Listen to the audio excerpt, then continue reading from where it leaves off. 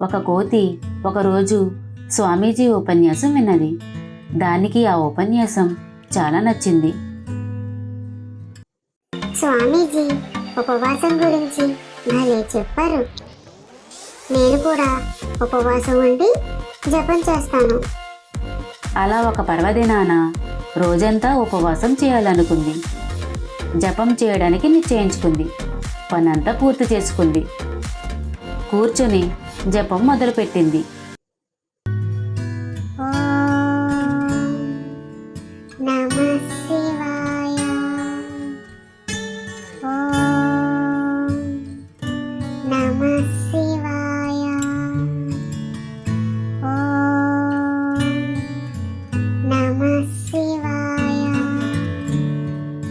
ఉన్నట్టుండి దానికి ఒక సందేహం వచ్చింది.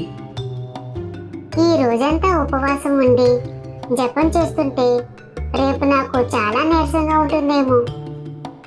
మరప్పుడు చెట్టు నుండి చెట్టుకు దూకి పళ్ళు కోసుకోగలనా? నీరసం మరీ ఎక్కువైపోతేను? ఈ ఆలోచన వచ్చాక కోతి జపం చేయడం ఆపేసింది. అప్పటికప్పుడు లేచి చెట్టు పుట్ట గాలించి మరునాటికి సరిపడా ఆహారం సేకరించింది.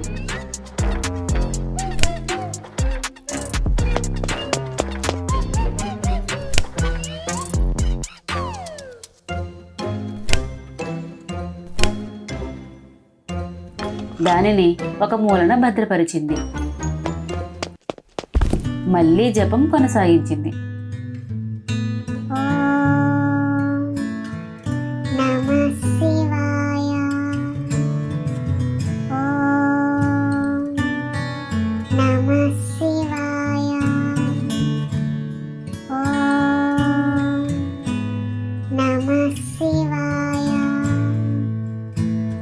మరికొంతసేపటికి కోతికి ఇంకో ఆలోచన వచ్చింది.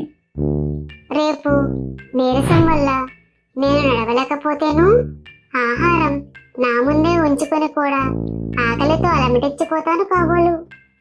ఈ ఆలోచనతో పాపం కోతి ఎంతో బాధపడిపోయింది. వెంటనే లేచింది. ఆహారాన్ని తన చేతికి అందుబాటులో ఉంచుకుంది. మళ్ళీ జపం ఆరంభించింది.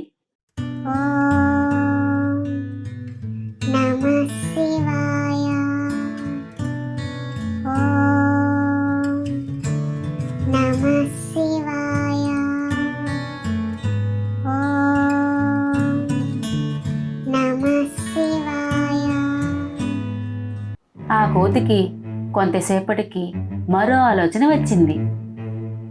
ఒకవేళ నేను మరీ నీరసించిపోయి ఆహారాన్ని అందుకొని నోటిలో కూడా పెట్టుకోలేకపోతానేమో ఏంటో అంటూ జరగబోయేది ఊహించుకుంది.